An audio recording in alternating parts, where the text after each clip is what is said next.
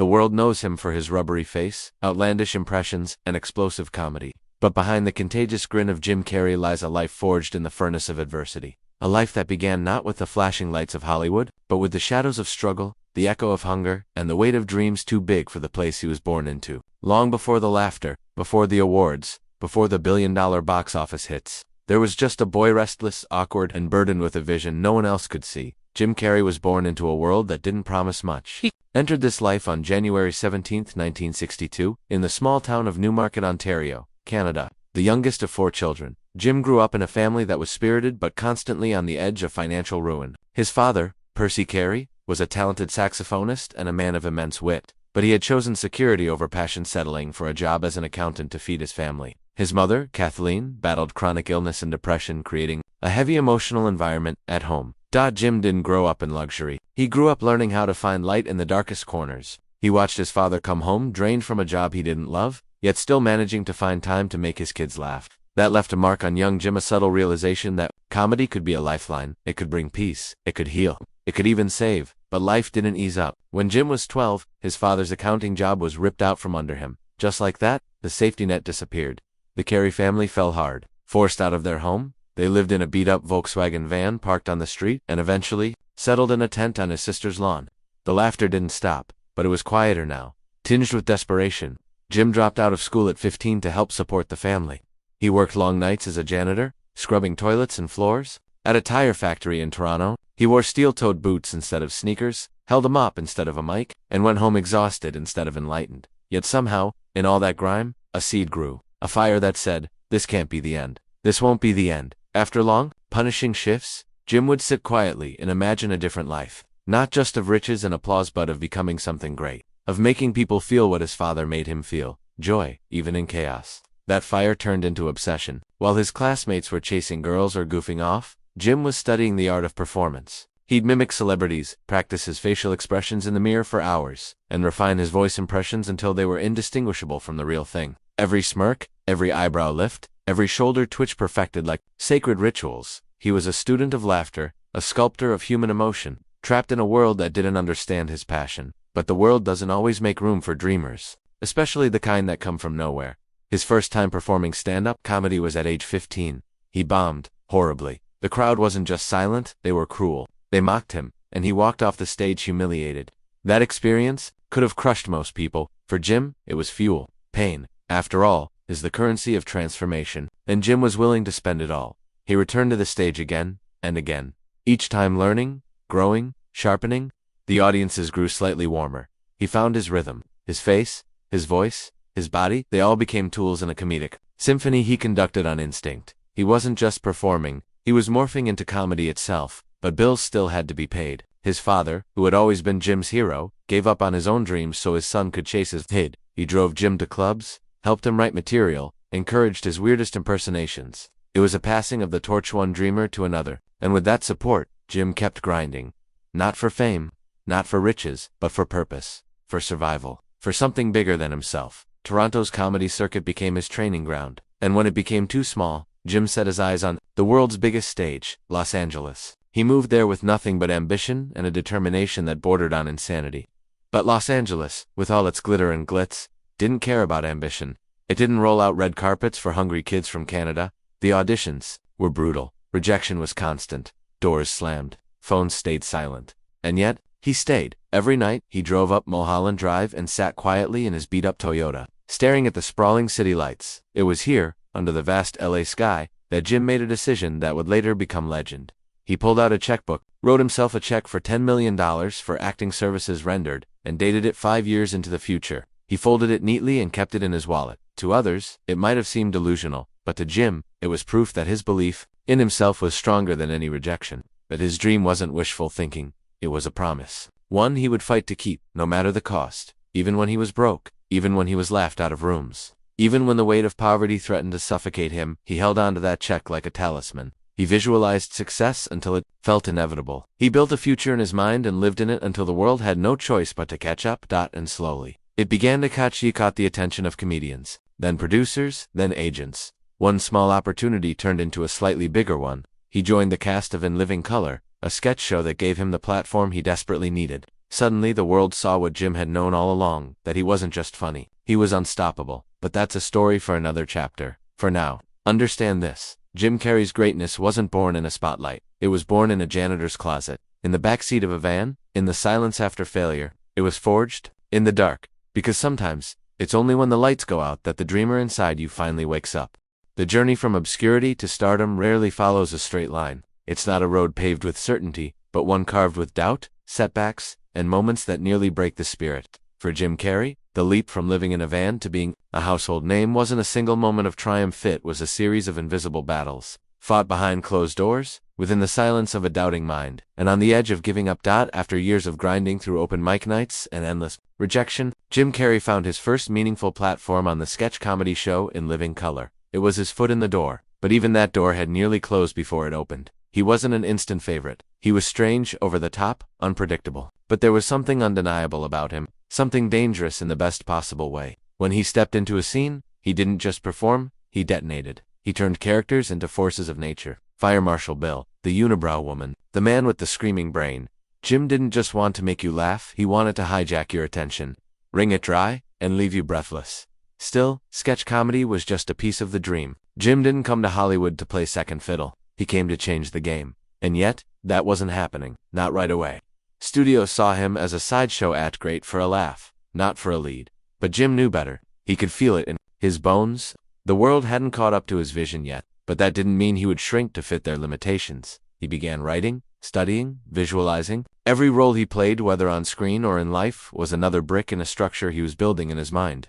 The $10 million check he kept folded in his wallet wasn't a joke. It was a prophecy, a declaration. Not if, but when. Then came Asi Ventura, Peteteccevi, a film nobody believed in. The script was bizarre, the premise ridiculous. The studio doubted it would even break even, but Jim didn't hesitate. He poured his entire soul into it, his elastic face, his contorting body, his wild energy. He wasn't just playing Ace Ventura, he was becoming him. The film exploded. Audiences didn't just laugh, they howled. A weird, over-caffeinated detective talking to animals became a pop culture icon.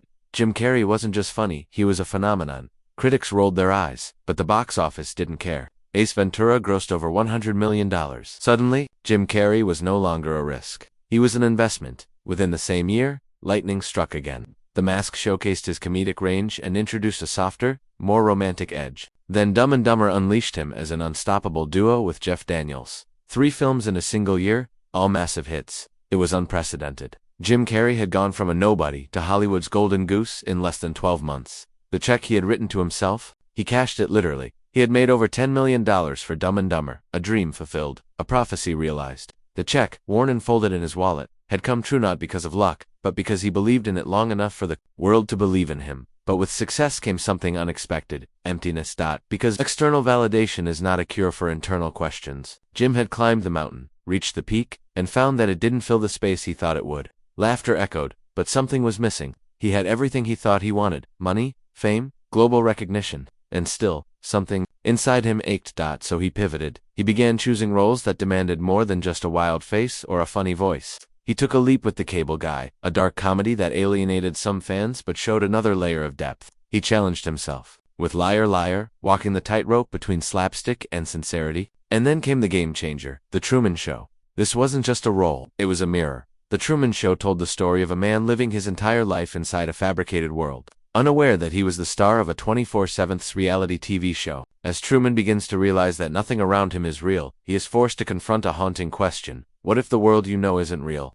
Jim Carrey wasn't just acting, he was speaking from experience. After years of building personas, crafting characters, and performing for millions, he had begun to question the very idea of self. Who was the real Jim Carrey? The man behind the mask? The boy in the van? The face on the screen? The film resonated deeply. Critics who once dismissed him now praised his dramatic talent. Audiences saw vulnerability behind the humor. He won a Golden Globe. More importantly, he won a deeper level of self-awareness. But the journey didn't end there. He dove even deeper into the psyche with Man on the Moon, where he portrayed the eccentric and enigmatic Andy Kaufman. Jim didn't just play Andy, he disappeared into him. For months he stayed in character, on set, off set, in interviews. In public, he let go of Jim Carrey entirely. The transformation was so intense, so complete, that even family members of the real Andy Kaufman believed they were talking to Andy himself. It was a performance that bordered on possession, a blurring of lines. So complete that when filming ended, Jim Carrey was left hollow. Who was he now? Was he still acting? Or had he become someone else entirely?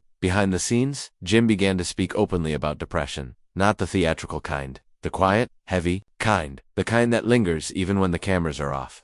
The kind that fame cannot cure. He began to study philosophy, metaphysics, spirituality. He explored Eastern teachings, quantum energy, the nature of reality. He stopped identifying with the Jim Carrey character, because that's what he now believed life was, a performance. He no longer saw himself as a name or a face, but as consciousness experiencing the illusion of form. He let go of ego, of desire, of fame. He stopped chasing roles. He started painting, meditating, writing. He wasn't retreating. He was evolving. Jim Carrey had gone through the entire cycle: poverty, hustle, success, identity loss, and spiritual awakening. Few reach the top. Fewer walk away from it to find something greater. And through it all, he remained honest, raw, willing to bare his soul in a world that demanded he stay funny. In interviews, he spoke about the illusion of identity, the trap of success, and the freedom of letting go. He challenged the system he once chased. He encouraged people not to pursue fame, but to pursue authenticity, to do what sets their soul on fire, not what earns the most applause. Because he had lived both. He knew what it meant to have nothing, and he knew what it felt like to have everything and still feel empty. Jim Carrey's rise wasn't just a story of talent. It was a story of transformation, of becoming, unbecoming, and becoming again, of facing the abyss and choosing to dive in, not to escape, but to discover. This was no longer about comedy. This was about awakening. And that, perhaps, is the greatest role he's ever played.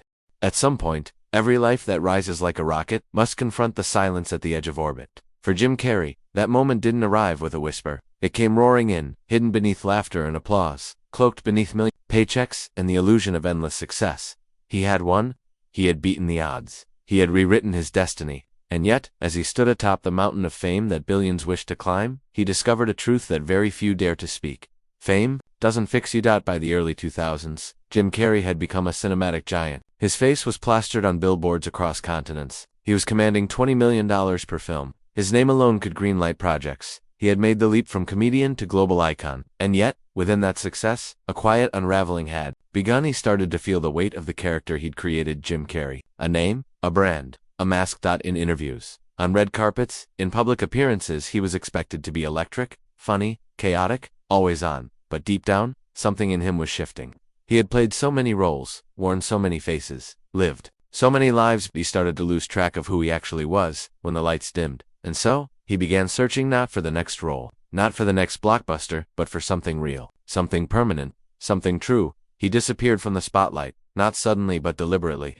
He stepped back from the machinery of Hollywood. He moved into stillness, into solitude. The man who had once lived to be seen by millions began to cherish silence. He painted, he read, he wrote, he questioned. He tore down everything he thought he knew about success, identity, and life itself. Jim Carrey went from being a man with all the answers to a man who was finally brave enough to ask the right questions.